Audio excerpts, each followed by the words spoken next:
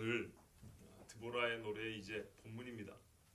말하자면 드보라의 노래 가사를 우리가 읽는 겁니다. 멜로디는 모르죠. 멜로디는 모르는데 가사를 읽은 겁니다. 우리가 일반 노래를 배울 때도 가사를 먼저 읽어보고 가사의 뜻을 알고 음미하면서 나중에 곡조를 붙여서 부르면 훨씬 은혜가 되죠. 그런 것처럼 말이죠. 이 가사를 우리가 잘 음미하고 배우고 혹 작곡할 수 있으면 작곡을 해서 이 노래니까 그렇게 부르면 또 하나님께서 큰 은혜를 주실 겁니다. 자, 이 노래 안에 보면요, 하나님께서 드보라에게 감동케 하사 노래를 부르게 하셨는데, 이 노래가 하나님 행하신 일만 이렇게 높여드리는 찬송이 아니고요, 하나님께서 하신 일보다는 누구에게도 초점이 맞춰져 있냐면 하나님께서 구원을 주셨다는 것은 가장 기본된 사실로 전제가 되어 있고요, 이 하나님이 행하시는 구원에 누가 함께하였는가, 누가 이 구원에 함께하지 아니하였는가, 그것을 강조하여 보여주는 노래입니다. 하나님 주신 노래가 여러 노래가 있지 않습니까? 하나님 말씀도 여러 말씀 있는데 모든 성경이 다 좋은 일만 기록하고 있지는 않죠.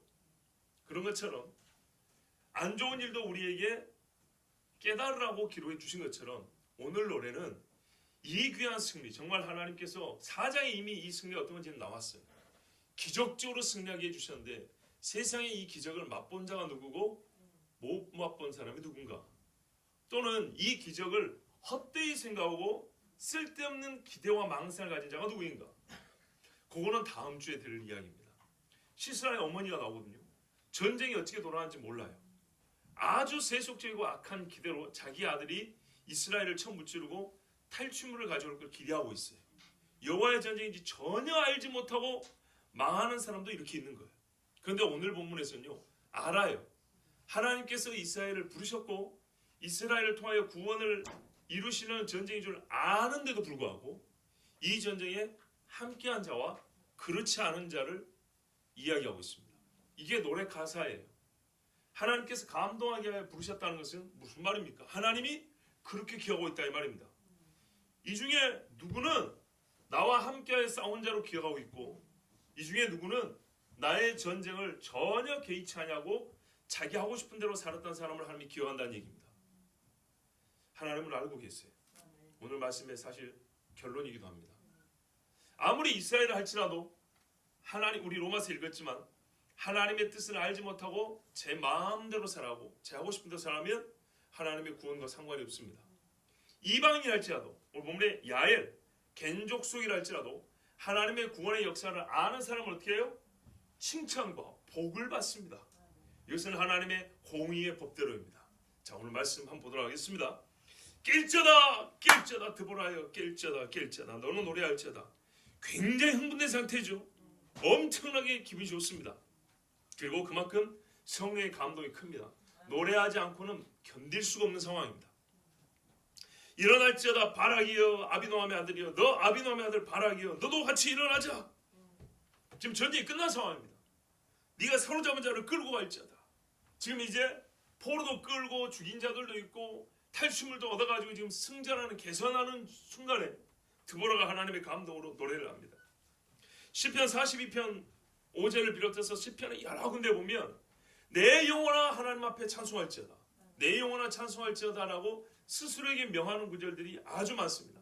그 중에 어떤 경우는 낙심할 때 내 영혼아 어찌 낙심하느냐, 너는 하나님을 바라보고 찬송하라 이렇게 명하는 거 있고, 어떤 경우는 내 영혼아 하나님의 구원을 보고 어떻게 잠잠할 수 있느냐, 하나님의 높고 위대하심과 광대하심을 노래할지어다, 이런 구절들이 있습니다. 자, 그와 마찬가지로 지금은 찬송하지 않고 견딜 수가 없는 상황입니다. 그래서 드보라가 하나님께 노래하고 또한 함께 있던 바락에게 너는 너의 일을 하면서 함께 노래하자고 온 백성들 앞에서 드보라가 소리치고 있습니다. 자, 생각해보세요. 바락 그 별볼이 없는 사람이 말이죠, 포로들을 끌고 가고 있는 자기 손을 볼 때 어찌 찬송하지 않을 수가 있겠어요? 내 손이 지금 누가 있습니까? 저 가나안의 강한 자들이 지금 내 손에 있지 않습니까? 13절에 그때 남은 귀인과 백성이 내려왔고 여호와께서 날 위하여 용사를 치시려고 내려오셨도다. 이 본문의 말뜻은 아주 쉽습니다. 이제부터 전쟁 양상을 본격적으로 기술해 주는데, 하나님께서 사람들의 마음을 움직이시니까 이스라엘의 많은 사람들이 드보라와 바락을 따라 싸우려고 모였다 이런 말입니다. 그리고 그 사람들만이 아니라 하나님 여호와께서 친히 이 전쟁을 싸우시려고 하늘에서 임하셨다는 얘기입니다. 이렇게 해서 싸움이 시작됐다는 얘기를 하고 있습니다. 쉽지요? 참 쉽습니다. 그런데 제가 킹제임스 번역을 보니까 말이 이렇게 간단하지 않더라고요. 훨씬 더 복잡한 구문이에요. 그때 그분께서 하나님이죠. 남아있는 자로 하여금 백성 가운데 있는 고귀한 자들을 지배하게 하셨으며 또 주께서 나로 하여금 용사들을 지배하게 하셨도다. 이해하기 어렵죠. 그렇죠? 저도 이해하기 어렵습니다. 물론 결론은 같습니다.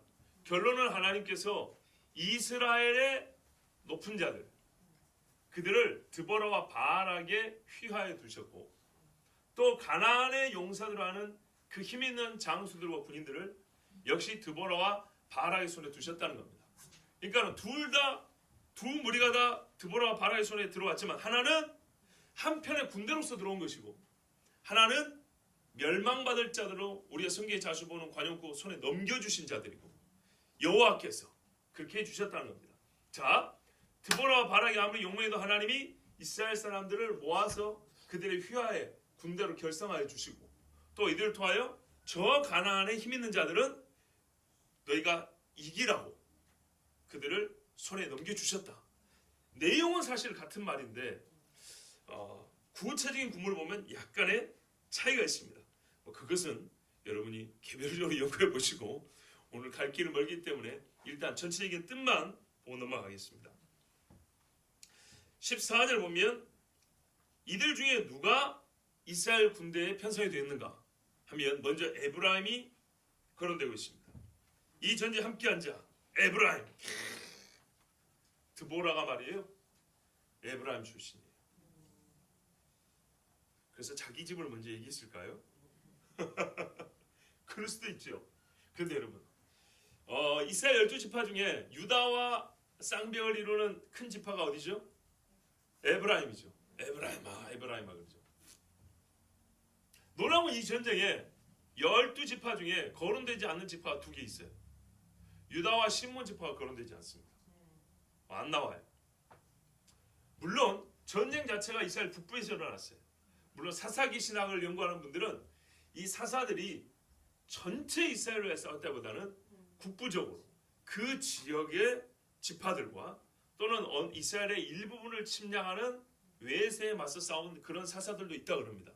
일단 이해가 됩니다. 왜냐하면 여기 하솔랑 야빈 같은 경우도 이스라엘 북부고 스불론과 납달리 같은 이 갈릴리오 쪽 위에 지방 사람들을 많이 괴롭혔단 말이죠. 그러니까 그쪽 사람들이 많이 괴롭힘을 당해서 그 지역에서 사사가 일어나고 그 지역에서 전쟁이 일어난 건 맞습니다. 그런데요, 가만 보면 오늘 여기 유다와 시몬만 거론되지 않았지 10지파가 거론이 됩니다. 어떤 이는 전쟁에 참여한 자로 어떤 이는 참여하지 않은 자로. 참여하지 않았을 경우는 비판과 책망을 받고 있습니다. 그 말은 이스라엘이 한쪽이 침략을 당했다 할지라도 전쟁 소집할 때는 이스라엘 전체에 나팔을 불었다는 얘기입니다. 우리가 요즘 6장에 보면 기도원 이야기 나오죠. 거기서 보면 이스라엘 전체에 나팔을 붑니다. 미디안은 이스라엘 북부에 있었던 게 아니고 이제 남쪽입니다. 하소랑 야비는 북부지만 미디안은 남쪽입니다. 그러나 미디안과 싸울 때 기도원이 전체를 향해서 나팔을 불지 남쪽이다고 유다 사람들이만 나팔을 불고 시몬에 가면 나팔을 불고 이러지 않습니다. 자, 하여튼 유다가 없는 입장에서 가장 먼저 거론될 수 있는 지파는 역시 장자의 집안이고 수가 많은 우두머리 역할을 한 에브라임입니다. 다윗 왕 시대에도 유다하고 에브라임이 맨날 싸워요. 네. 자, 그래서 에브라임이 먼저 기록됐다고 볼 수 있고, 근데 의문은 뭐냐면 에브라임이 어디에서 나왔냐? 에브라임은 지리적으로 보면 거의 이스라엘의 중심부를 차지하고 있단 말이죠. 그런데 아말렉에서 나왔대요. 그렇죠? 이거 이해가 됐어요? 14절에 에브라임에서 나온 자들은 아말렉에 뿌리 박힌 자들이요. 어조를 보면 무슨 말이냐면 에브라임에서 군대가 나왔는데 이 사람들은 아말렉의 거주지에서 터잡고 사는 사람들 이렇게 돼 있죠. 아, 우리말이니까 우리식으로 이해하면 그런 말이잖아요. 뿌리 박힌 자들이요. 굉장히 뉘앙스가 안 좋습니다. 그렇죠? 그런데 전체적인 맥락은 지금 칭찬하는 맥락이에요. 첫 번째 그룹은 전쟁에 참여한 사람들을 얘기하고 있어요. 하나님이 기억하는 사람들 중에 참여한 사람 먼저 기록하고 있어요. 그 중에 대표가 에브라임이라고 합니다. 물론 드보라 갈 때는 스불론과 납달에서 군사 1만을 모으라고 했는데 이 사람들만 온 것이 아니라 남쪽에서도 모집되어 오고 부름을 받아온 사람도 있었는데 그 중에 에브라임이 지금 먼저 기록이 되고 있는데 이 에브라임이 한마디로 아말렉이 사는 데서 살고 있었던 사람들이라 이렇게 말합니다. 근데 아말렉이 이스라엘 중간에 살고 있었을까요? 그랬을 수도 있죠. 숨어든 사람이 있을 수도 있지만 한두 사람 극소수가 있었다고 해서 에브라임 전체를 아말렉에 뿌리 박힌 자들 이렇게 말하면 좀 곤란하죠. 맞지요? 그거보다는 이렇게 볼 수 있다고 봅니다. 번역에 킹제임스 번역이 뭐냐면 아말렉을 치는 자들의 뿌리가 나오되 이렇게 돼 있어요. 아말렉을 치는 자들의 뿌리라고 돼 있어요. 에브라임을 뭐라고 표현하냐면 인기는 단어와 단어를 어떻게 접속사로 연결했냐에 따라서 해석이 다른 번역이 다른 것 같은데 킹제임스 번역은 이렇게 말하는 거예요. 에브라임이 아말렉을 치는 자들의 가장 선봉이고 큰 공을 세웠던 지파라는 얘기라고 하는 거예요. 전부터 아말렉을 치는데 가장 큰 공을 세웠던 그 에브라임이 이 전쟁에도 하솔랑 야빈과 이 가나안의 여러 사람들을 치는데도 에브라임이 길이 좀 멀지만은 군대를 보내왔다는 얘기입니다. 그래서 지금 칭찬하고 있는 겁니다. 아말렉을 치는 자들의 뿌리가 나왔다. 그러니까는 아말렉을 치는 자들 중에 가장 근본적인 자리에 최우선에 섰던 사람들. 제가 이렇게 번역을 보고 이거는 노래기 때문에 과거형이란 말이에요. 최소한 현재형입니다. 에브라임이 언제 아말렉을 치는데 앞장섰지? 생각하는 중에 떠오르는 사람이 있었어요. 여호수아 에브라임 사람입니다. 여호수아가 나갈 때 누가 가장 먼저 따라갔겠어요? 당연히 그 집 사람들이 먼저 가죠. 이렇게 성경과 성경이 단어 대 단어 해석이 아니라 사건과 사건을 가지고 어떤 성질을 기술할 때 어떤 지파의 특징을 말할 때 추정해 볼 수 있는 역사적 사건이 앞서 있다면 지금 하나님은 그리 있지 않고 오늘 에브라임 부를 때 그렇게 부른다고 볼 수 있습니다. 옛적의 너희가 여호수아 당시에 아말렉을 칠 때 가장 앞장서서 나왔던 사람들, 그들이 이번 전쟁에도 하나님의 부르심을 받고 가장 먼저 왔습니다. 자 보세요. 출애굽에서 아말렉과 싸울 때는 말이죠, 이스라엘이 군사적으로 매우 약할 때입니다. 그리고 가장 취약한 부분을 아말렉이 쳤다고 그랬습니다. 즉 오합 지졸에 불과한 이스라엘 사람들이 군대하면 치를 떴던 사람들이 말이죠, 무서워서 그랬던 사람들이 여호수아가 나가 싸우자 하니까 몰려들어 칼을 들고 아니면 몽드라 들고 나선다는 것은 쉬운 이야기가 아닙니다. 정규군에게 일반 사람들이 목숨 걸고 싸운다는 건 정말 무섭고 어려운 이야기입니다.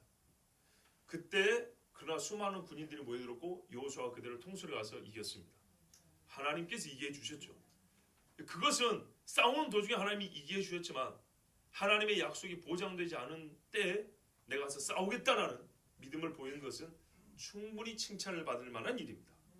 자, 하여튼 에브라임이 그런 사람들이고 이 전쟁에 군대를 보내줬습니다. 그 다음에 베냐민 백성들 중에서 너를 따르는 자들이요. 베냐민에서는 특기사항이 없어요. 다만 어떻게 해야 되냐면 뭡니까? 드보라를 따라 나왔다 이렇게 돼 있어요. 그런데 역시 이것도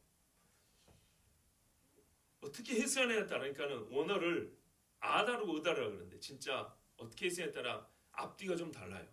우리 번역은 베냐민은 백성들 중에서 너를 따르는 자들이요. 그러니까 베냐민은 조용히 드보라를 말없이 잘 따라온 사람으로 이렇게 볼 수 있죠. 이것도 칭찬, 결국에는 칭찬 문맥이라 맞는데 다른 번역에는 내 백성 가운데서 너 베냐민을 따라 나왔으며 이렇게 보면 제가 우리말을 그냥 보는 대로 해서 어떻게 하냐면 베냐민이 말이죠. 드보라를 따라 나오는 것을 보고 그 주변에는 형님들, 제일 아우가 베냐민이잖아요. 형님들도 베냐민이 가는데 우리도 가자 하면서 제일 약한 지파 아닙니까?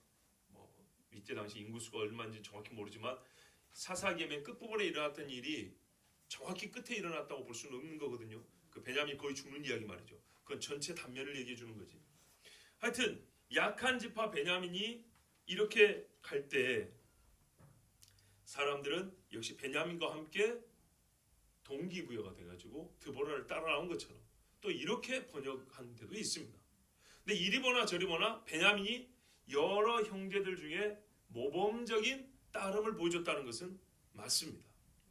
자, 마길에서는 마길은 누굽니까? 므낫세의 아들인데 이 길르앗 지방이 이 므낫세에게 주어진 땅이죠. 므낫세의 반 2분의 1 지파에게. 그 중에 어떤 지역이 이제 마길이 지배하는 땅입니다. 제가 왜 이렇게 구분하냐면 뒤에 가면 길르앗을 비판을 해요. 전체 길르앗이 다 왔다는 게 아니고 마길의 집이, 특별히 마길의 집이 또 내려온 것입니다. 명령하는 자들이 내려왔다. 상당히 힘 있는 자들이 드보라의 말을 듣고 강을 건너온 겁니다. 그렇죠? 그 다음에 스불론에서는 대장군의 지팡이를 잡은 자들.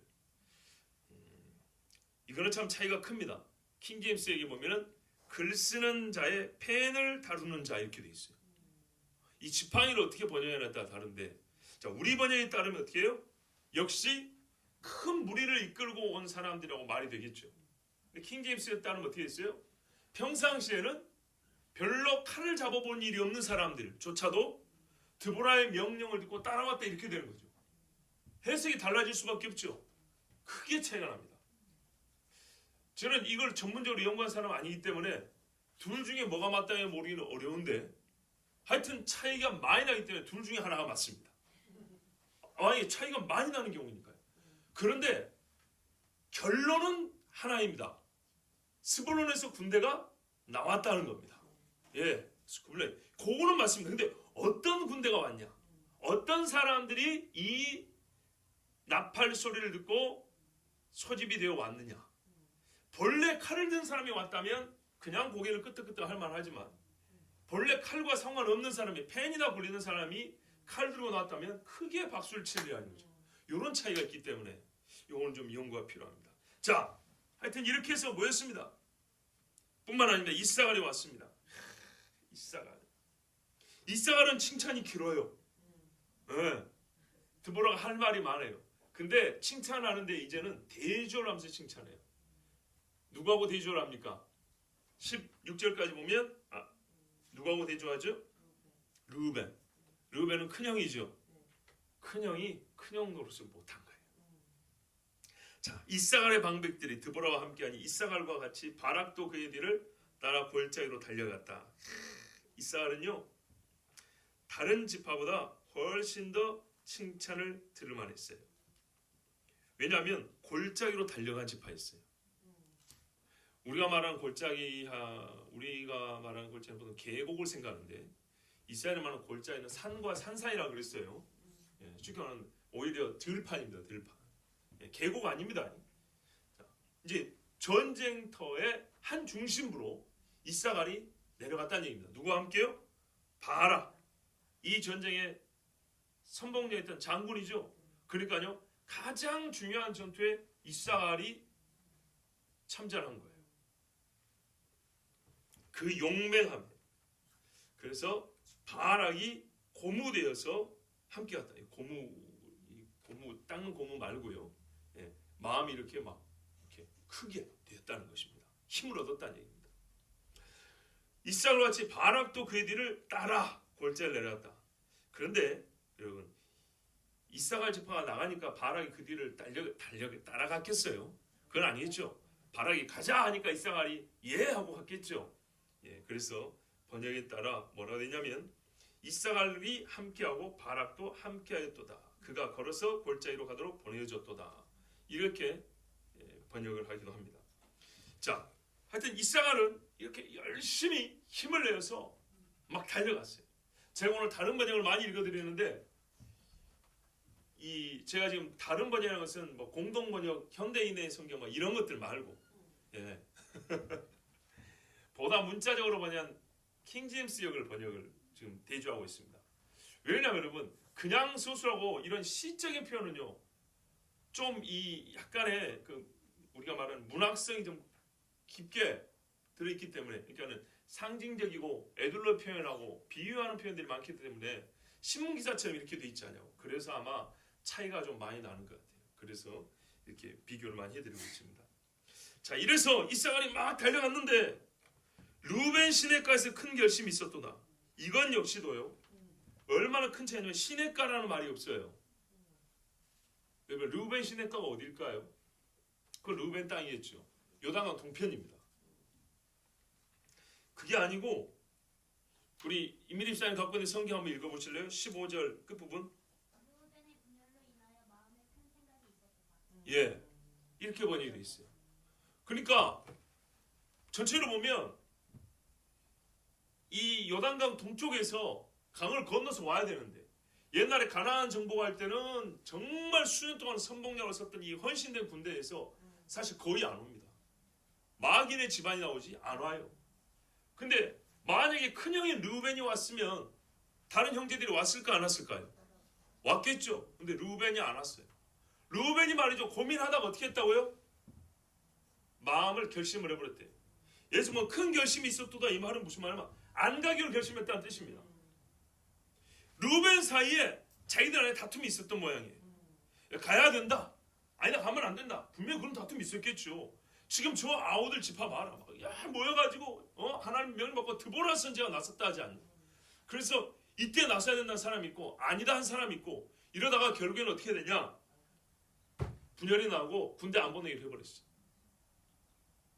이것을 보고 다른 형제들 드보라를 비롯해서 다른 이스라엘 지파에 마음에 큰 생각이 있었대요. 16절 후반부에 보면 이렇게 돼 있죠. 르우벤의 분열로 인하여 마음을 크게 살피는 일이 있었도다. 킹제임스에는 그렇게 번역이 돼 있죠. 예, 같은 말이 반복이 돼 있어요. 르우벤의 분열로 인해서 마음을 크게 살피는 일이 있었도다. 마음에 큰 생각이 있었도다. 다른 지파들이 우리 한국식으로 말하면 르우벤에 대해서 다시 생각이 된 거예요. 과연 이 12지파의 우두머리 르우벤이 누구냐에 대해서 다시 생각이 된 거예요. 진짜 르우벤은 옛날에 야곱이 예언했지만은 이제 영영 장자의 자리에서 아웃이에요. 뭐 왜 르우벤이 안 왔나? 16절 전반부 보세요. 네가 양의 우리 가운데 앉아서 목자의 피를 부는 소리를 들으면 어찌 됨이냐? 우리 양은 괜찮거든요. 네. 나는 좋거든. 요단강 동편에서. 네. 그래서 큰형이 동생들의 어려움을 개의치 않았어요. 나중에 왕정시대 있잖아요. 요셉의 환란에는 신경 쓰지 않는 놈들아. 상하상에 누우면서 사람이 막 선지자로 책망을 하죠. 형제들이 당하는 고난과 고통에 대해서 전혀 관심이 없었고 자기 산업에 정신을 쏟고 자기 평안에 만족한 사람이 르우벤이었습니다. 여러분 전쟁에는 안 보낼지라도 보존 물자라도 보낼 수 있는 거 아닙니까? 근데 니들이야 살든지 말든지 하고 피리 불고 양 우는 소리나 들으면서 평화롭게 거기 앉아 있었답니다. 근데 요즘에도 형제 간에 이런 일이 있죠. 제가 여러분이 가끔 그런 설교하잖아요. 내 자식, 부모, 형제를 위하여 울며 기도해야 된다고. 그런데 여러분 맞는 말인데요. 어릴 때는 내가 이룬 가족이 없죠. 그러니까 나를 중심으로 한 가정이 없단 말이에요. 어릴 때는 부모를 통해서 이루어진 가정이죠. 그러다 보니까 형제들 간의 우애가 굉장히 깊습니다. 맨날 싸우다가도 우리 오빠 막 울고 내 동생 하면 누가 내 동생을 막 울고 막 그러죠. 자 커가지고 분가에 살거나 결혼을 했습니다. 그 자기 자신을 한번 해요. 제일 먼저 멀어지는 데가 형제간입니다. 그죠? 지금은 형제가 죽어도 별로 눈물이 안 나는 수가 있습니다. 구원을 위해서 기도한다는데 형제가 어쩔 때는 마음이 밋밋하고요. 크게 신경 쓰이지 않는 경우도 있습니다. 맞죠? 거짓말 하지 마세요. 맞죠? 왜냐하면 제가 그러더라고요. 설교하는 저 역시도 제일 먼저 멀어지는 게 형제가 아니에요. 돈 때문에 싸운 것도 아닌데 재산 때문에 싸운 일도 없어요. 우리 집에. 그런 거 아닌데도. 내 자식이 있으니까 부모가 좀 멀어지고요. 내 새끼가 있으니까 남의 집구는 저 멀리 가더라고요. 물론 예전에는 내가 책임질 사람이 없었기 때문에 거기도 관심을 갖게 되고 지금 1차적으로 책임질 사람이 있으니까 여기에 관심을 더 갖는 게 당연하죠. 그런데 더 갖는데 저희가 상대적으로 뿐만 아니라 그 자체로도 멀어지더라고요. 그래서 우리가 흔히 하는 말이 지 살림 지가 알아서 하지 이러면서 하는 말인데 영적으로도 자기 영혼 자기가 알아서 하자고 저 멀리 어릴 때 부모한테 배웠으니까 알아서 할 거야 이러고 그냥 안심하고 내버려둬 버리더라고요. 그래서 애써서 기도하지 않으면 형제는 남처럼 되어버립니다. 정말입니다.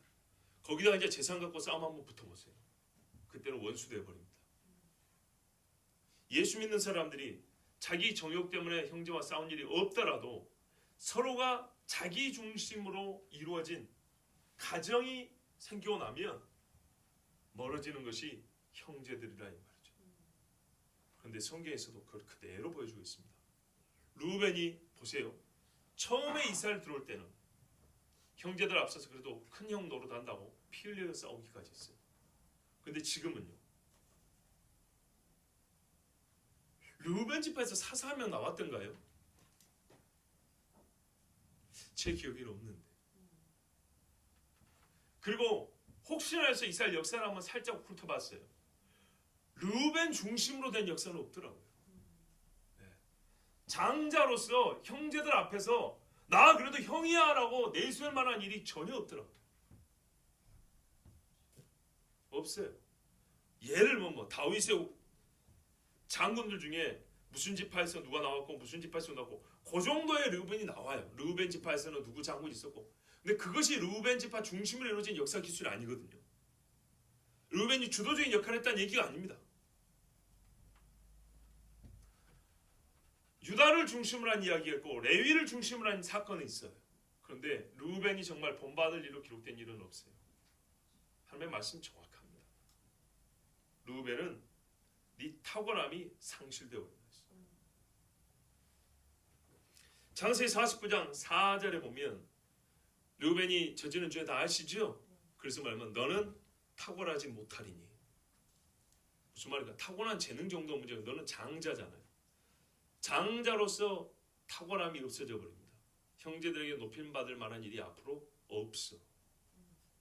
진을 치고 갈 때도 그랬고요. 그렇죠. 하나님 앞에 이 사람들은 큰 벌을 받은 겁니다. 부인할 수 없습니다. 개별적으로 훌륭한 사람이 있죠. 개별적으로는 복받을 사람이 있지만 우리는 전체를 봐야 됩니다. 제가 늘 드리는 말씀이 있죠.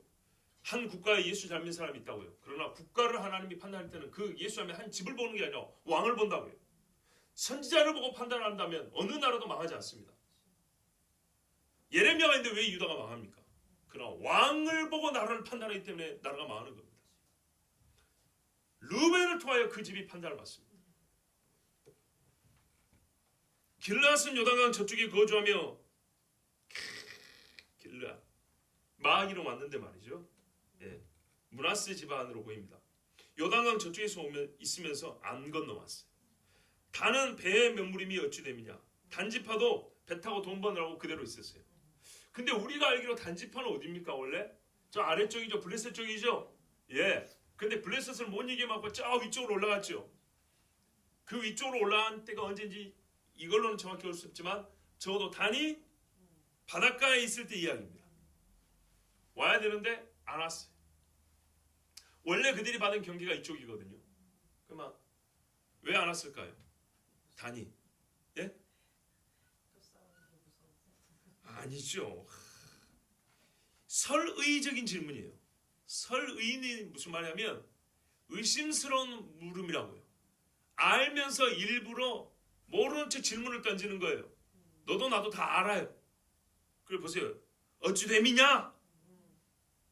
아까 르우벤한테도 네가 거기 앉아있느냐? 말하면 그게 앉아있는 거 옳으냐? 이런 거죠. 옳지 않다는 거 다 아는데 이렇게 의문형으로 물어보면 이미 너도 알고 나도 아는 답이 있다는 거예요. 마땅히 와야 되는데 안 왔다는 거예요. 그럼 마땅히 와야 된다는 것은 상황과 조건을 고려하더라도 그게 문제가 되지 않는다는 얘기입니다.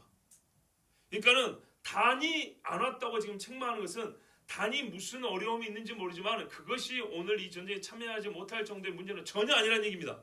그리고 이 전체적인 뉘앙스를 말하면 문제 때문이 아니라 자기 이익 때문에 안 나왔다는 뜻입니다. 자기 이익 때문에. 르우벤은 양떼를 돌보고 우짓자는 안 오고, 길앗은 아이고 우리하고 상관없는데 뭐 강 건너 불구경이죠. 진짜 말 그대로. 그래서 괜히 우리 필 일이 없다 하고 안 오고, 다는 아이고 배 타고 다니면서 고기 잡아야지.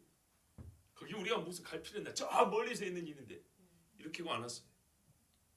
아셀 지파. 옛날에 그 땅 경계 나올 때 아셀 참 아쉬운 부분이 있었는데요. 해변에 앉으며 자기 항만에 거주하도다. 보세요. 이게 무슨 말입니까? 꿈쩍도 안 했다는 얘기죠. 왜요? 바다에서 얻는 이익이 많으니까요. 혹시 다른 해석 가능합니까? 해수욕 하려고 해변에 앉아 있었을까요? 그런 거 아니죠. 항만이라는 말은 그냥 배만 있었다는 게 아니죠. 자기들 뭐 배 가지고 뭐 있겠어요? 무역하고 고기 잡고 이랬겠죠. 예, 여러분. 여기서 뺄 인력이 없었다는 얘기입니다. 계속 이익을 취해야죠. 이 말씀을 읽으면서 자꾸 바다 쪽 이야기 나오니까 우리 고향 생각나더라고요.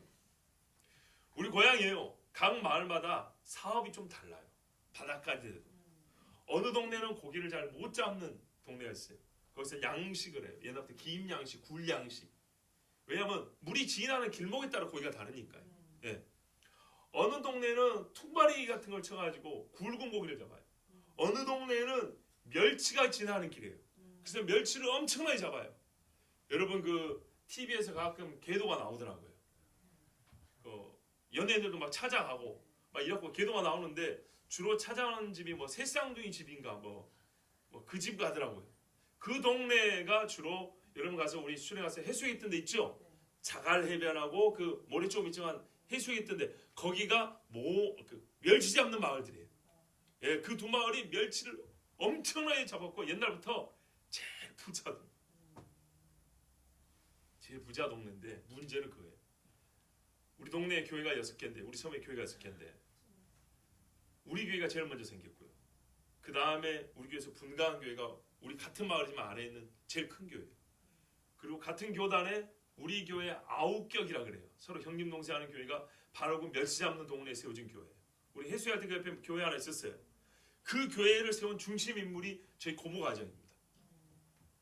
뭐 한 두어 가정 이렇게. 왜냐하면 고모가 그쪽 그 두 마을에서 어릴 때부터 아버지가 예수 믿으면서 우리 동네까지 예배 들어 왔다 갔다 했어요. 안 믿는 집에 시집 가가지고 얼마나 힘들겠어요. 하여튼 그래서 고모 아들도 목사고 그 목사를 우리 김하연 전사 이분이 이스라엘에서 만났어요. 하여튼 그렇게 애를 써서 교회를 세워놨는데 그 교회 어느 날은 주일날 교인들이 많이 안 나와요. 왜 안 나오는지 아세요? 멸치 잡으라고. 물때가 딱 주일날 예배드리는 그 타임에 멸치가 지나가는 거예요. 얘가 그물 속에 오래 있으면 죽을 수 있잖아요. 금방 그것도 얼마나 많이 되냐면 가서 담갔다가 꺼내갖고 해변에 퍼놓고 또 가서 또 나오고 또 끌면 줄줄줄 막 들어온 거예요. 떼돈을 벌었어요. 떼돈을. 제일 부자들.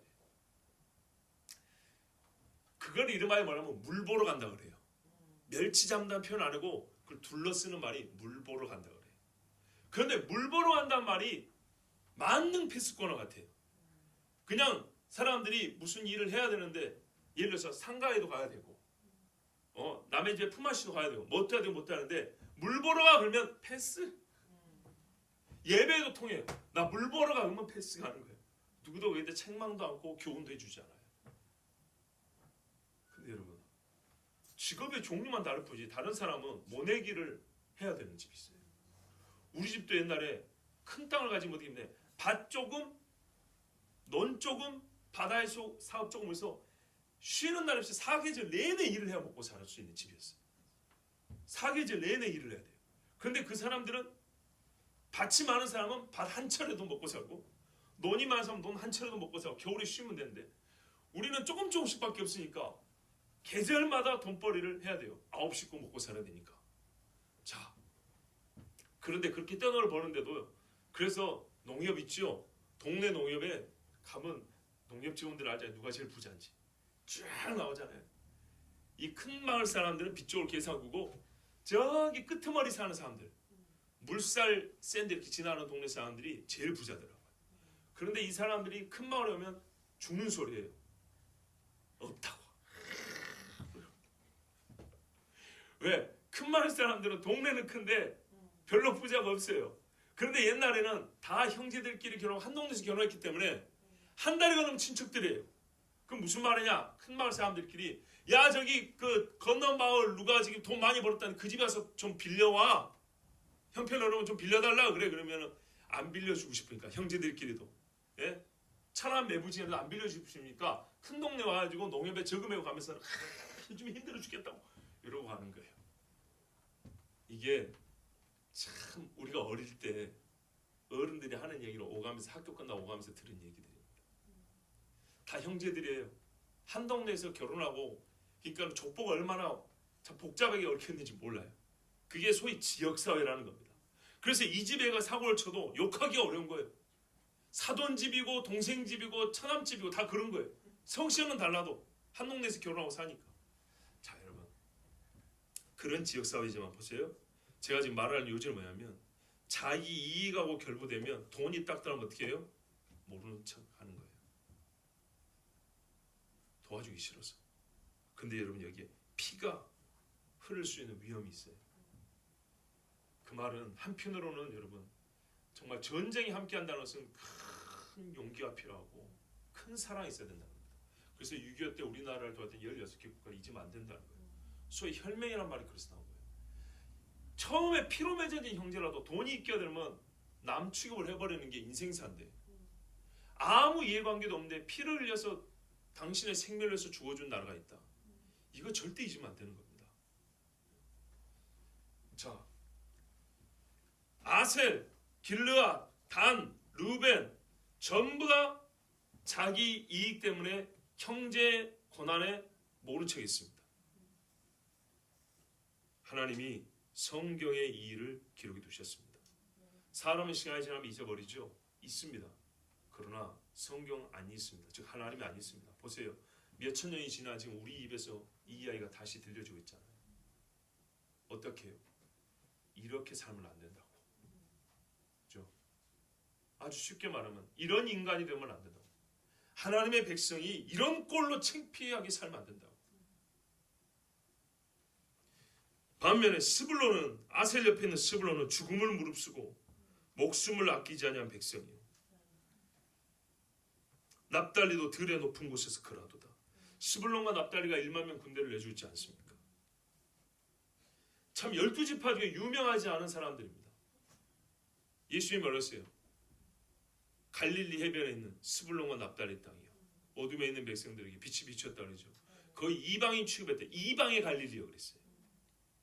이방인 취급을 했던 사람들이 보세요. 얼마나 멋진 일을 했는가. 성경에 또는 우리가 살면서 가장 많이 쓰는 접속사가 뭐라고요? 인과 접속사라고 했어요. 원인과 결과. 어떤 경우는 직접적으로 원인과 결과를 나타내는 그러므로 그래서 그렇기 때문에라는 말을 쓰지만 어떤 경우는 그런 접속사를 쓰지 않지만 연쇄되어 이어지는 사건을 보면 인과성을 알 수가 있어요.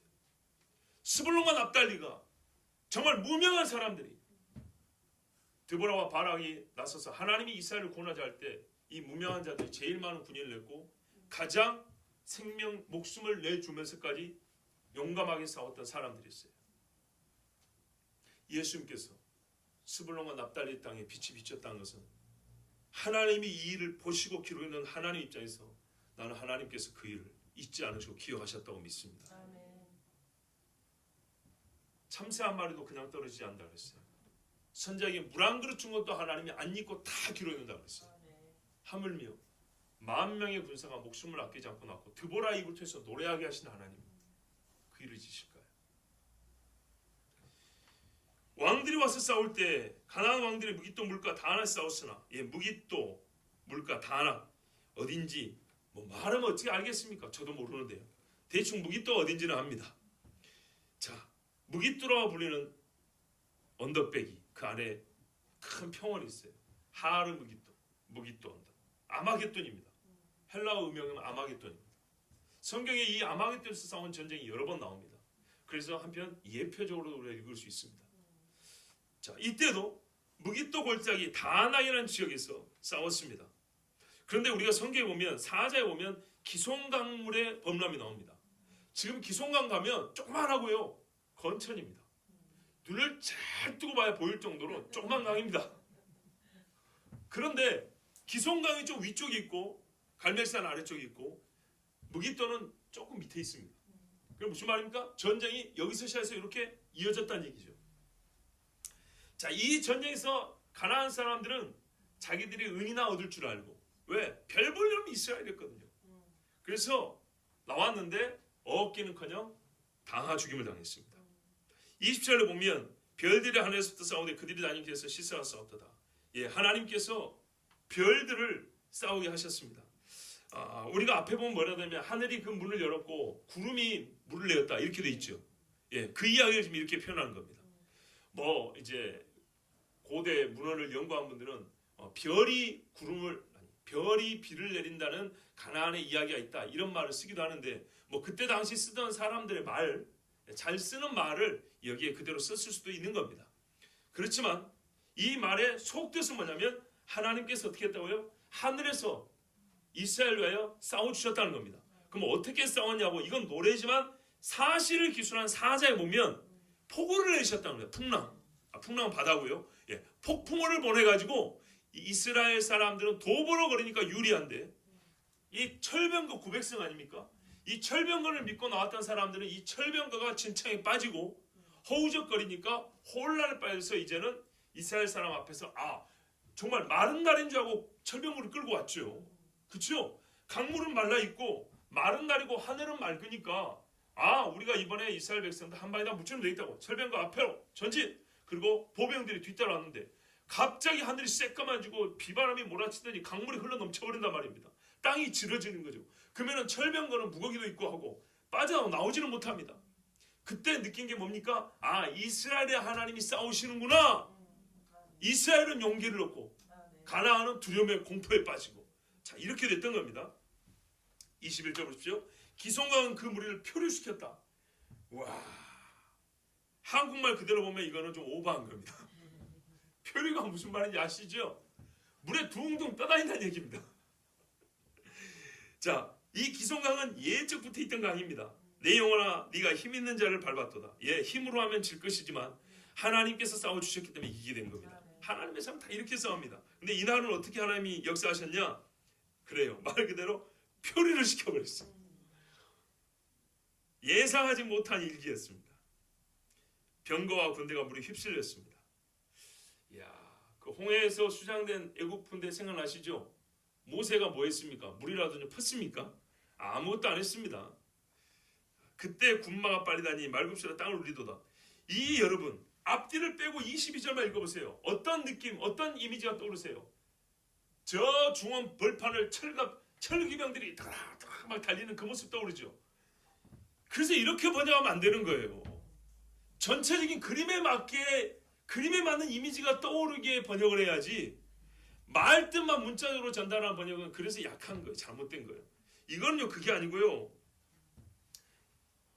이 어떤 의미냐면 진창에 빠지고 물이 넘치니까 살려고 도망을 했을 거 아닙니까? 말 기술을 돌렸을 거 아닙니까?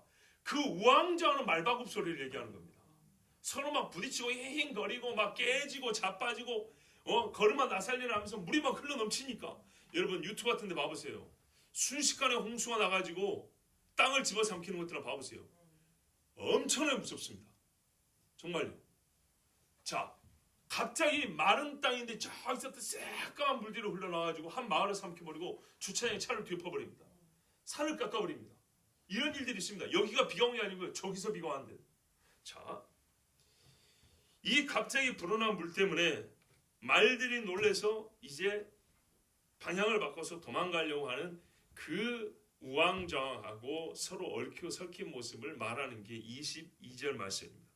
그래서 킹제임스역에는 어떻게 되냐면 그때 말들이 달림으로 곧 그들의 용사들이 말들을 달리게 함으로 말발굽이 부러졌도다. 말발굽이 부러진다는 것은 정말 특이한 일입니다. 말발굽이 얼마나 강한데요. 어떻게 부러지겠습니까? 뒤에서 몰아붙이고 짐은 많고, 즉 견뎌야 될 힘과 무게는 큰데 발이 안 움직일 때죠. 그러면 부러지겠죠. 하나는 고정해놓고 하나는 끌고 가면 부러지죠. 부르는 원리는 그것입니다. 같이 움직이면 안 부러집니다. 그렇죠? 운동 방향을 거스르는 하나의 힘이 작용하면 부러지는 겁니다. 말발굽이 진창에 빠지니까 이걸 빼고 나가야 되는데 속도는 빨리 해야 되고 사람은 타 있고 물에 젖어가지고 다 무거운데 막 채찍으로 밀어 제끼는데 어떻게 해요? 막 서로 부딪히니까 쿵 하고 하면 이렇게 여러분 사람이 서 있을 때 다리가 땅에 시멘트 고정이 안 돼 있어도 밀면 일어나서 부러지기도 하죠. 그런데 생각을 하면 이렇게 쉬운 거예요. 콘크리트로 발목이 구두 잡고 있는 상태에서 위에서 뒤에서 꽉 밀어보세요. 무릎이 부러지고 발목이 부러지는가 안 부러지는가. 이렇게 해서 말발굽이 부러지는 거예요. 그러니까 우리가 실제적인 상황을 한번 생각을 해보면 상상력이 필요하다고요. 예. 이래서 말발굽이 부러지기까지 했어요. 그때 하나님께서 드보라에게 주신 말씀이 뭐냐면 여호와의 사자의 말씀, 천사를 통해 주신 말씀인데 이 급박한 상황에서 메로스를 저주하라. 너희가 거듭거듭 그 주민들을 저주할 것이다. 계속 저주하랍니다. 뭘 얼마나 잘못했길래 저주를 받아야 됐을까요? 그 뒤로 와서 여호와를 돕지 아니하며 여호와를 도와 용사를 치지 아니함이로다 하시니라. 지금 앞에서 전쟁에 참여하지 않은 지파가 얼마나 많습니까? 책망을 했죠. 근데 여기는 직접적으로 저주하라고 했습니다. 저주받는다는 것은 이 메로스라는 동네가 이방에 속한 동네가 아니라 이스라엘 지역이라는 거죠. 정확히 어딘지는 모르지만 분명히 가나안 사람의 통치지 땅이 아니었고 이스라엘 지역이 됐다는 겁니다. 근데 이스라엘 지역인데 저주할 정도다라는 말은 무슨 말일까요? 우리가 추정을 해보면 바로 전쟁이 일어나는 그 지역이라는 얘기입니다. 저 멀리서 오지 않은 애들도 지금 책망을 받고 있어요. 내가 그러면 되냐 하고. 그런데요, 이 전쟁이 일어나는 바로 옆 동네인데 문을 딱 걸어 잠그고 나는 몰라 이랬다고 생각해 보세요. 이거는 정말 죽어야 될 일입니다. 성경이 이와 같은 일을 얼마나 크게 나무라고 책망하는지 모릅니다. 아직도 어디인지 정확히 모른답니다. 그런데 상황으로 볼 때는 전쟁을 하고 있는 바로 그 근방에서 이 전쟁과 직접적인 상관관계가 있다고 볼 수 있는 성이라고 그렇게 추정이 됩니다. 자, 여러분, 하나님의 사자, 여호와의 사자가 직접 이 와중에 저주하라고 말한 유일한 동네입니다. 성경에 딱 한 번 나오는데요. 그 이름이 더 이상 불려지지 않는 것도 이상하지 않다고 생각합니다. 왜? 여호와의 사자를 통하여 저주를 하고 또 저주하라고 그러는데 어찌 여기서 번성 있고 사람이 살 수 있겠습니까? 여러분, 일이 있을 때 가까이 있는 사람에게는 더 큰 참여의 부름이 있다는 걸 아시기 바랍니다. 겐사람 헤벨 안의 야일은 자 24절부터 27절은 다음 주에 제가 조금 더 자세하게 말씀을 전할 것입니다. 왜냐하면 다음 주에는요, 이 야일은 중간에 끼인 사람인데요. 아까 보세요. 이스라엘 중에 참여한 자와 참여하지 않은 자, 그 중에서 목숨을 바친 자와 상관없다고 자기 이익만 추구한 사람을 이렇게 대조해 놨죠. 근데 이 이스라엘 전체하고 하나님은 이방 여인을 또 대조해 놨어요. 특별히 전쟁에 참여하지 않은 이 못된 사람들을 이방 여인이 야일과 대조해 놨어요. 그런데요, 두 번째 구문에서는, 이 단락에서는 이방 여인들끼리 대조를 해놓습니다. 야일과 시스라의 어머니입니다. 그래서 야일은 양쪽을 다 살피는데, 양쪽 사람들을 다 우리가 양쪽 사람들을 통하여 주시는 교훈을 얻는데, 야일은 이쪽에도 쓰이고 저쪽에도 다 쓰입니다.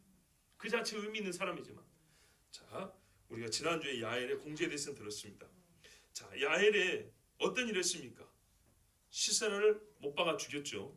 예, 큰 못으로 이 관자놀이 해갖고 박아 죽였어요. 근데 얼마나 지혜롭게 했냐면 엉긴 우유, 그러니까 버터 같은 거죠. 이런 걸 벌써 사람을 마음을 평안하게 하고 근육을 이완시키고 쉬이 잠들게 하고, 이래서 장막 말뚝으로 박아 죽였습니다. 이방 여인이 하나님의 원수 이스라엘을 원수를 갚은 겁니다. 하나님 예언대로 바랑 네가 이번 일로는 영광을 얻지 못할 것이다. 그렇죠? 여인의 손으로 하나님이 구원을 이루셨기 때문에 그렇다 했습니다. 27절은 이걸 확실하게 말합니다. 혹시 헛소문 없도록, 가짜라고 이렇게 말하는 사람 없도록, 그가 그의 발 앞에 구부러지고 엎드러지고 쓰러졌고 그의 발 앞에 구부러져 엎드러져서 그 구부러진 곳에 엎드러져 죽었도다. 우리가 일상생활 절대 이렇게 말 안 합니다. 말을 이렇게 비효율적으로 쓰는 사람은 우리 중에 아직까지 못 봤습니다. 아무리 말을 못해도 이렇게 말 안 합니다. 이렇게 말하는 것은요, 하나님이 말을 못해서가 아니라 하시고자 하는 것을 분명히 하려고 하는 거예요. 누가 죽였다고요? 야엘을 죽였다고. 실상 어디서 죽었어요? 야엘 앞에서 죽었다고요. 그 이야기 하려는 겁니다. 제가 설교 중에 이런 말씀을 했죠. 하나님은 말씀을 우리식의 표현하면 가장 경제적으로 쓰는 분이라고. 쓸데없는 말을 안 한다고. 그런데 딱 읽을 때 진짜 쓸데없는 말처럼 보이는 거는 쓸데가 있기 때문에 그렇게 쓸데없는 것처럼 말하는 겁니다. 계속하여 우리가 마음속에 각인하여 기억하게 하시려고 이렇게 말씀하는 겁니다. 자, 여러분, 이스라엘 사람이요, 지금 누구의 전쟁입니까? 이스라엘의 전쟁입니다. 하나님께서 자기들을 구원해 주시고 싸우는 전쟁입니다. 그런데 뒷짐지고 있으면 되겠습니까? 굉장히 도덕적인 이야기 같지만 여러분, 우리가 이거 도덕적인 의무를 좀 넘어서서 하나님 나라를 세우고자 하는 하나님의 뜻을 아는 유일한 백성이라는 걸 생각하면 이스라엘 백성은 이 전쟁에서 그들은 나서야 합니다. 왜냐하면 그들은 크게 말해서 가나안화 되어가고 있는 중입니다. 가나안화 되어갔다고. 작년 상반기 때 그런 설교했던 기억이 납니다. 마귀는 이스라엘을 바벨론화 시키겠다 작정을 했다고요. 그들의 죄 때문에 하나님이 이스라엘을, 유다를 바벨론에 팔기도 했지만, 그죠? 동일 사건을 다른 측면에서 보면 마귀 입장에서는 이스라엘을 바벨론으로 만들어버릴 수 있는 절호의 찬스였다고요. 실제로 거의 그렇게 되어가고 있었습니다. 그런데 하나님은 오히려 더 위험한 일을 만드심으로써 바벨론에 있는 이스라엘에게 신앙 개혁을 일으켜줬습니다. 에스더 때 하만의 사건입니다. 그리고 그때 일어난 신앙 개혁으로 말미암아 도리어 바벨론 출신 중에 유대인 되는 자가 많았고, 그 후대인 에스라와 느헤미 같은 사람들은 그들의 출생지가 예루살렘도 아니고 바벨론 페르시아에서 태어났음에도 불구하고 예루살렘 성벽이 허물어지고 성문이 불탔다는 말, 스룹바벨 때 간 사람들이 고생하는 게 무너졌다는 소리를 듣고 통곡하며 울었습니다. 본 적도 없는 예루살렘. 그 신앙을 누가 가르쳐줬냐? 에스라가 어디서 히브리 문법을 알고 어디서 율법의 정통을 했습니까? 예루살렘에서 배워서 온 게 아니라 바벨론에서 배운 겁니다. 왜? 그 사람들은 바벨론 태어났으니까. 에스더보다 후대 사람들입니다. 에스더 시대의 그 위험한 일이 오히려 이스라엘 사람들을 살리는 사자선언 전화 위복의 사건이 됐습니다. 이게 하나님의 지혜의 섭리였습니다. 마귀가 실패했습니다. 이스라엘을 바벨론화하는 거 실패했다고요. 그러자 마귀는 바꿨다고 그랬죠. 계략을 바꿨어요. 원래 더 큰 음모 속에 들어있는 큰 계략이 들어있지만 시간적으로도 후대에 나타난 마지막 작전을 지금 수행하고 있는데, 마귀가 그게 뭐냐면 바벨론을 교회 안에 집어넣어버린 겁니다.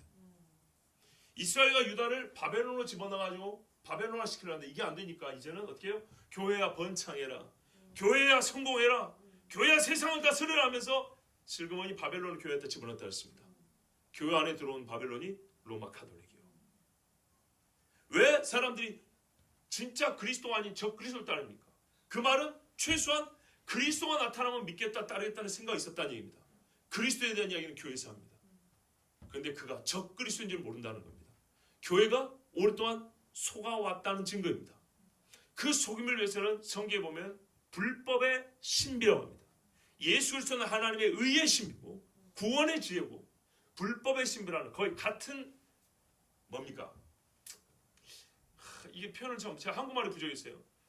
거의 같은 수준이라고 그냥 할게요. 같은 수준의 말을 씁니다. 그러니까는 그 일의 깊이와 크기를 거의 비슷한 레벨로 논다 이 말입니다.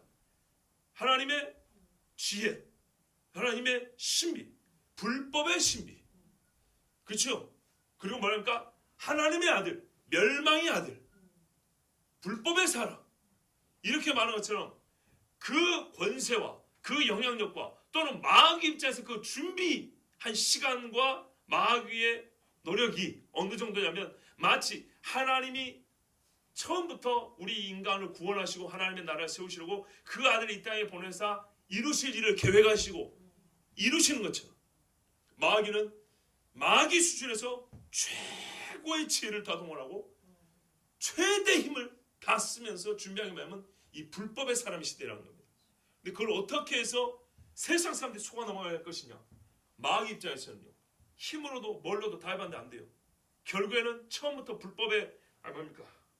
마귀는 뭡니까? 거짓삽이죠. 예. 가장 완벽했던 사람을 거짓말 한마디로 잡아뜨린 것처럼 그거를 여전히 씁니다.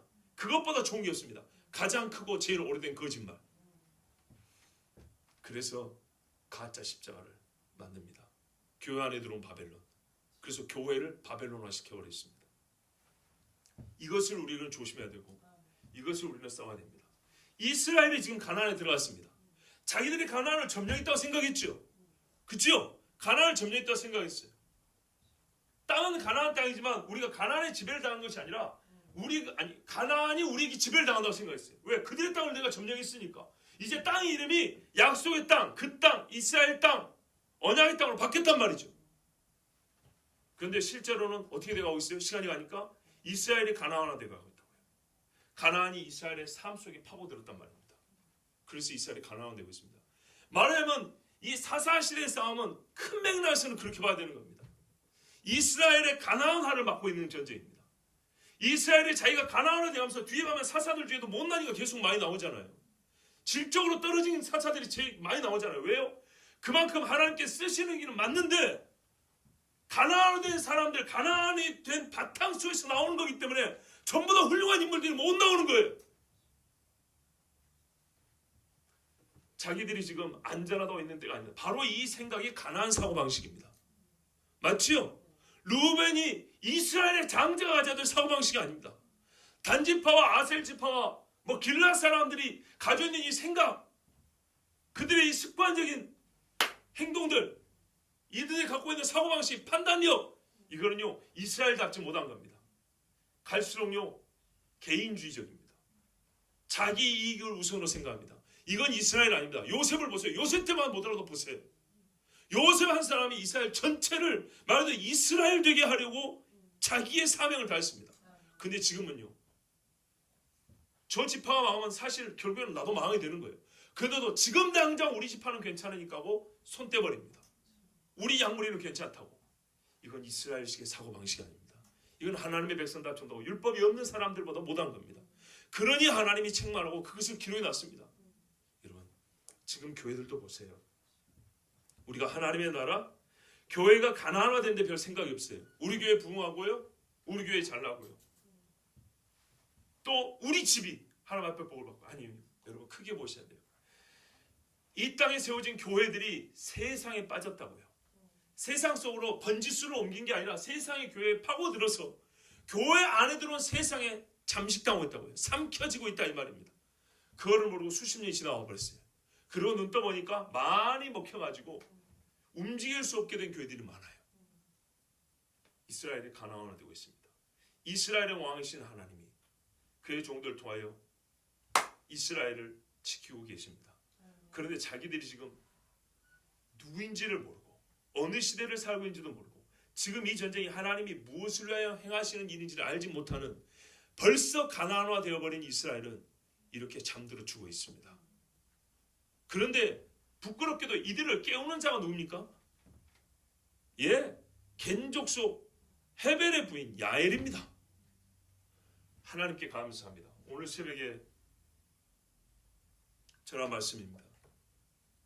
다윗이 가드왕 아기스에게 피신을 합니다. 사울에게 피하였어요. 그죠? 참 며칠 동안 전했던 말씀이라 이 짧은 시간에 어떻게 정리할지 모르겠습니다만 다윗이 최종적으로 사울을 피하여 이제 도피 생활을 시작합니다. 그래서 처음으로 간 데가 어디냐면 본격적인 도피 생활에 처음 간 데는 노비입니다. 노베 갔더니 제사장들이 있죠. 거기 가가지고 다윗이 뭘 구합니까? 떡을 구합니다. 그 다음에 칼을 구합니다. 그런 다음에 어디로 갑니까? 블레셋 가드로 갑니다. 블레셋 가드는요 골리앗의 고향입니다. 다윗의 나중에 용사들이 죽인 자들 보면 거인들은 전부 다 가드입니다. 그러니까 가나안에 있던 거인들이 쫓겨나서 블레셋 가드에 가서 그들의 군인이 되어서 살았던 것으로 이렇게 볼 수 있습니다. 그런데 왜 가드로 갑니까? 하나님이 사울을 왜 세웠냐면 블레셋으로부터 이스라엘을 구원하라입니다. 그걸 미완성했기 때문에 다윗이 나중에 그걸 완성합니다. 그리고 다윗 때 가드를 거의 복속시켜버려서 블레셋의 5 성읍 중에 가드는 나중에 거의 없어져 버립니다. 음. 다윗의 용사들 중에 그래서 나중에는 가드 출신이 나옵니다.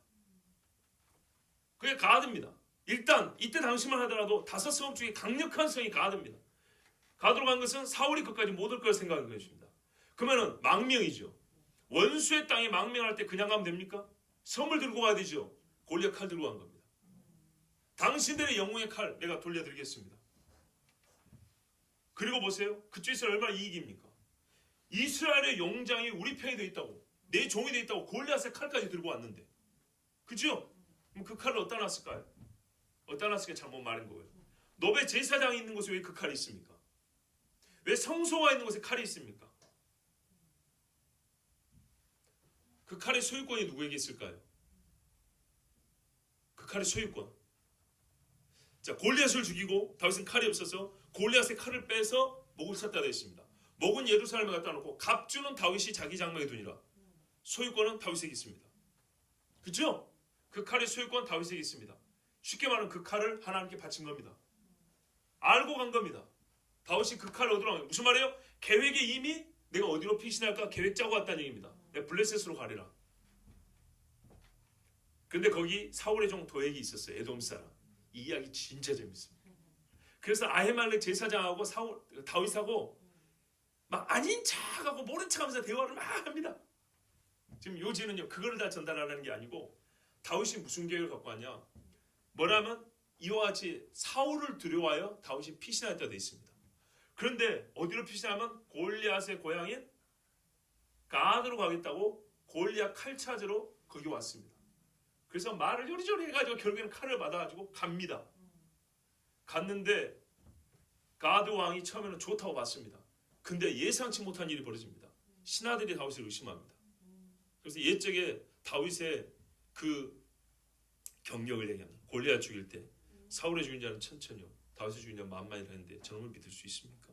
하면서 막 이렇게 얘기합니다. 그래서 아기스 왕의 마음이 바뀝니다. 그래, 죽여버릴까? 이렇게 바뀐 걸 보고 다윗이 뭐라면 또 두려워서 미친 채세 이렇게 했답니다. 놀라운 건 뭐냐? 미친 채도 다 알 수 있어요. 이거 흉내낸 건지 진짜로 미친 건지. 수많은 사람들이 확인을 했어요. 신하들, 왕 자신도. 하루 종일 미친 채하기 정상인이 그거 하려면 진짜 어려운 겁니다. 하나님께서 그 연기에 속아 넘어가게 해주신 거예요. 예, 정말 맞아요.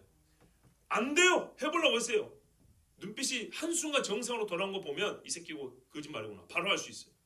근데 여러분, 이 똑똑한 엘리트들을 다 하나님이 속아 넘어가게 해주셨어요. 그래서 다윗이 쓴 시가 성경의 그 시편 34편 바로 그거예요. 배우고 온 거예요. 다윗이 하나님 말씀대로 다시 유다 광야로 도망을 나옵니다. 나올 때 유다 광야까지 걸을 때 무슨 생각이 있을까요? 제가 오늘 새벽에 전한 핵심이 이거 있습니다. 정말 가슴이 무거웠을 거다. 하나님 앞에 회개했을 거다. 하나님 앞에 죄송했을 거다. 왜? 뭐라 하냐면 블레셋에 갔더니 블레셋 사람들이 뭐라 하는지 아십니까? 이는 그 땅의 왕 다윗이 아니니까. 창피하게 하나님의 약속을 받은 사람이, 골리앗을 죽인 사람이 창피하게 블레셋에 가서 살아보겠다고 했는데 그 블레셋 사람들이 뭐라 해요? 나도 잊었는데 뭐라고 말해요? 도망자인 다윗을 보고 하는 말이 그 땅의 왕 다윗이 아니니까. 다윗이 창피하게 블레셋 사람한테 이런 이야기 들어야겠어요. 얼마나 믿음이 약해졌는가 봐보세요. 그리고 골리앗의 칼이 어디서 에봇 뒤에 있다고 그랬어요. 에봇은 이스라엘 사람들이 하나님의 뜻을 물을 때 하는 겁니다. 제사장한테 가가지고 기도 한 번 하지 않습니다. 하나님의 뜻 한번 물어보지 않습니다. 왜? 내 계획이 세웠기 때문입니다. 그런데 창피하게 블레셋 땅에 갔더니 미친 척을 하고 겨우 목숨을 부지했고, 그것도 하나님이 연습도 못 해본 상태인데 뛰어난 연기력을 주셨고 다 소망 넘어가게 해주셨고, 예? 근데 거기다 어떻게 해요? 하나님이 해주신 말씀, 너는 이스라엘 왕 다윗이 아니냐, 내가 너를 그렇게 세웠지 않냐. 이스마엘도 보세요. 이스마엘도 아브라함이 사라를 통해 아들 준다니까 못 믿고 하갈 통해서 아들 낳는데 사라고 브라에서 쫓겨났지 않습니까? 근데 천사가 나타나서 뭐라 그래요? 내 주모에게 다시 복종하라고 하갈 돌려보내죠. 돌려보낼 때 아들을 낳으리니 그 이름을 이스마엘이라고 하라. 하나님께서 들으신다고 하라. 아버지 아브라함이 첫 아들 이스마엘을 낳고 이름을 지르는데 하갈이 감히 아닙니다. 제가 하나님께 받아온 이름이 있습니다. 그 이름이 뭐예요? 이스마엘입니다. 뜨끔. 하나님께서 들으신다. 너 한 말 내가 다 듣고 있었다. 네가 한 거 내가 다 보고 있었어. 얼마나 창피합니까? 믿음의 조상이 애굽 여자한테 세상에 하나님 입에서는 내가 다 들었다. 창피한 것처럼 다윗이 이 창피를 당했어요. 그리고 하나님의 큰 구, 이 창피할 수밖에 없는 이 모자란 믿음을 가운데 하나님이 나를 살려주셨어요. 그러니까 노래하지 않을 수가 없었던 거예요. 여러분 바로 지금 이 이야기예요. 이스라엘을 위한 전쟁인데 이스라엘이 이 믿음을 헌신을 보이지 않아서 하나님이 최종적으로 어떻게 해요? 가장 큰 영광은 이방 여인에게 줘버린 거예요. 이 얼마나 안타깝습니까? 이 자체가 벌써 뭐예요? 많이 망가진 이스라엘을 말하고 있는 거예요. 많이 망가진 이스라엘. 크게 회개해야 돼요. 부르짖음이라도 계속돼서 이 안 좋은 것이지만 그래도 구원의 연쇄가 일어날 수 있어서 감사하다 했지만 요즘 시대는 부르짖는 것조차도 안 해버리니까 그 다음이 여전히 구원이 끊어져 버린다 그랬죠. 여러분 우리 시대는 그래서 더 창피한 부끄러움을 당하고 있는 교회가 되어버린 거예요. 하나님 앞에 여호와께서 교회를 위해서 싸우시겠다고 사람을 부르시고 세우시고 나팔을 불면 달려가십시오. 가까이 있는 사람일수록 더 가까이, 더 부름받은 사람일수록 더 용기 있게 나가십시오. 그렇지 않으면 메로스처럼 저주를 받고 큰 영광은 이방 여인 야엘에게 뺏기게 됩니다. 시기하라는 얘기가 아니라 하나님께서 우리에게 주시고자 하는 것을 뺏기는 일은 없어야 되겠습니다. 우리가 마지막 때 믿음을 지키고자 하면서 또 하나님이 한번 허락하실 큰 붕의 때를 소망하는 세대입니다. 성령을 부어주신다 하지 않으셨습니까? 그렇다면 여러분 드보라에게 성령을 부어주사 이 백성에게 구원을 주실 때 스불론과 납달리 같은 이 변방의 무명한 지파였던 이들은 하나님 앞에 헌신하고 나왔습니다. 이스라엘도 마찬가지죠. 우리도 이들과 같이 생명을 걸고 진리하여 싸워야겠습니다. 결코 자기 만족과 자기 이익을 위해서 나는 모른다 하는 이미 얼만큼이나 내가 가나안 사람이 되어버린지 알지 못하고 저주받는 이스라엘이 되는 일은 없어야겠습니다. 우리 함께 기도합니다.